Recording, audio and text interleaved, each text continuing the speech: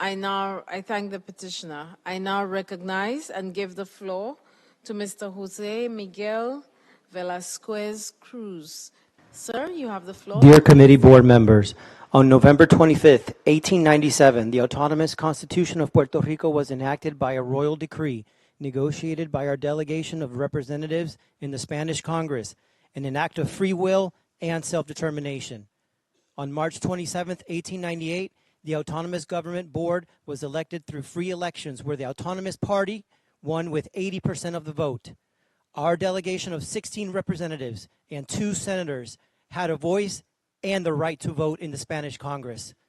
The United States invaded our autonomous province on July 25th, 1898, removed our local government disregarding its legitimacy, and established a military government by presidential executive order in a total humiliation for our people, destroying our economy and creating a persistent humanitarian crisis. Today, Puerto Rico has far less freedom than in 1897. That is why we have so much poverty and corruption on the island.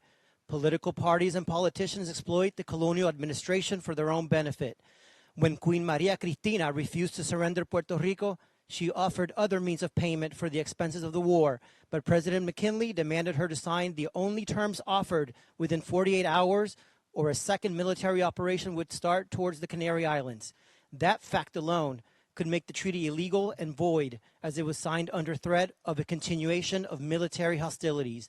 Article 9 of the 1898 Treaty of Paris states that, quote, the civil rights and the political condition of the natives from the territories acquired by this treaty will be determined by Congress, unquote.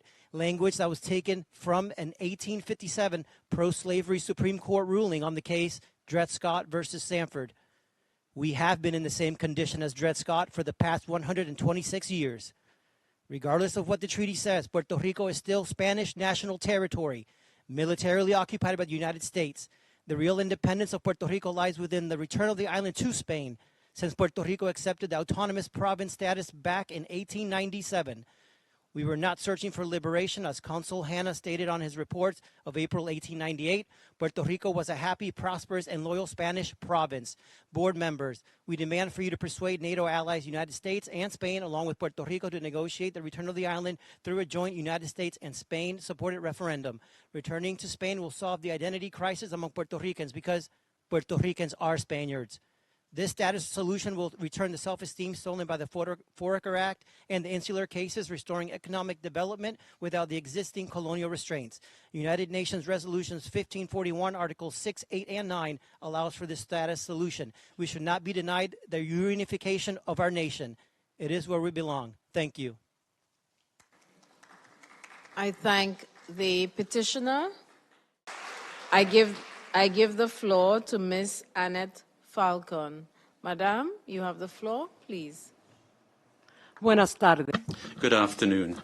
I'm Annette Falcon from Puerto Rico, and I am in favor of reunification. Ladies and gentlemen, 126 years have gone by since Puerto Rico was a Spanish province, and Puerto Ricans had the same rights as any other Spanish person. However, it was under the arms of the United States when we stopped being a Spanish territory, and since then we have been a colony of the United States. Puerto Rico was never an independent country, and it never wanted to be independent. It was a prosperous land, and it was very far away from the misery and backwardness that we now have, and that its status as a Spanish province was accepted by the Puerto Ricans, who in 1898 saw us lose our rights, our sovereignty, and our Spanish nationality. Today, we don't enjoy democratic guarantees or work opportunities or a good healthcare system. There's citizen insecurity and serious cuts to the electricity supply. On the islands, there are very many other problems that require urgent solutions that we have not been able to find to date with the United States. That's why we would like to recover our representation in the Spanish Parliament, which we once had. And we want to go back to Spain because it's a democratic and modern country committed to our Western civilization.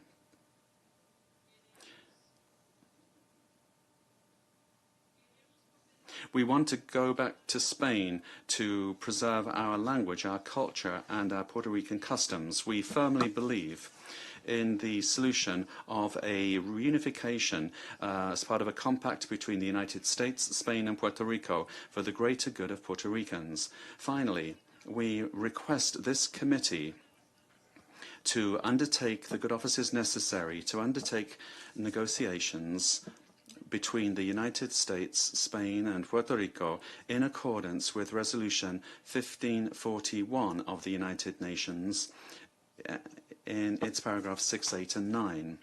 We request a referendum recognized by the Congress of the United States, the Kingdom of Spain, and the Government of Puerto Rico. We are convinced that the high values and democratic principles of our political representatives will win the day for the good of all of our citizens.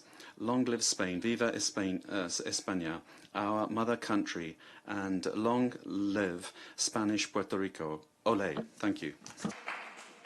I thank the petitioner.